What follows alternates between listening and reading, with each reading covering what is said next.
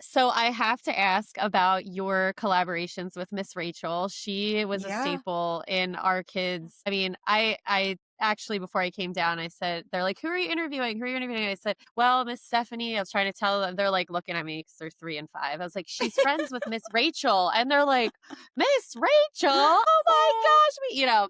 But I mean, she taught my kids how to talk, literally. I mean, wow. I really do truly believe that in my soul that she is the reason that they're such good speakers because we just had it on all the time for them.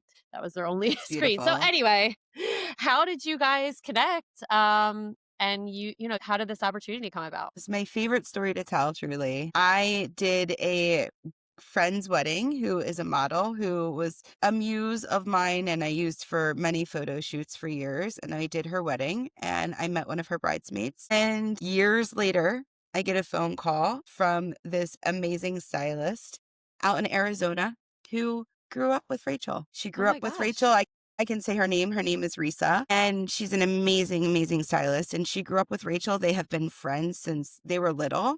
And she called me because she was friends with this bridesmaid who I worked with years ago. And she was like, my friend is going on GMA and, she's getting really big with YouTube. She's amazing. I'll never forget. She was like, she's really popular if you're 3 and under. And it's one of my like favorite things that Risa said to me. It was like, we connected right away. She cracked me up. And I went and I worked with Rachel. I knew nothing about her. I didn't even Google her at the time. So I think if I Googled her, I may have been a little bit more nervous. Right. But Yeah.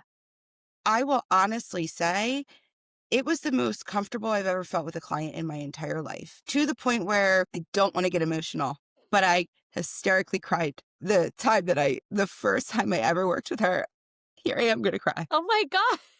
Right. So now I That cry over I mean, everything she does, and it's completely insane. But she really, truly does. Like, it's the way you see her with children. She is like that with people. And it was like, she wanted to know about me. And it was like things I was going through in life 3 years ago. And it was like, she cared so much. But the funniest part about it is me calling my husband on the way home and being like, I bombed it. Bomb. Never working with her again. It's never happening. Never happening. I did finally Google her. I think I went to the parking lot after I cried in her arms, No, we had a great my god. appointment. She looked beautiful. I cried. And I went in the car and Googled her and I was like, shit. You're like, oh my She's not god. just the baby whisperer. Like, she is the baby She is the baby She is whisperer. literally like Gandhi for children. So I Yeah. was like, oh my goodness, I'm never going to work with her again.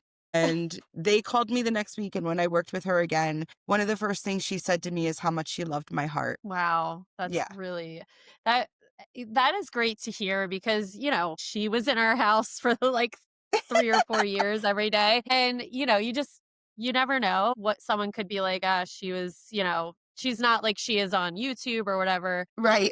But I mean, I love that. That Yeah, is how she she truly really is. is And the most angelic, amazing person. And it's like, it's funny. You probably saw that she posted about me on Instagram. And it's like, that's yes. probably why I'm emotional, because it's like something that was so completely unexpected. And, we have had such a connection these past 3 years. And it's like, I love her so much. And it's like, I want to always constantly just advocate for her because she truly is like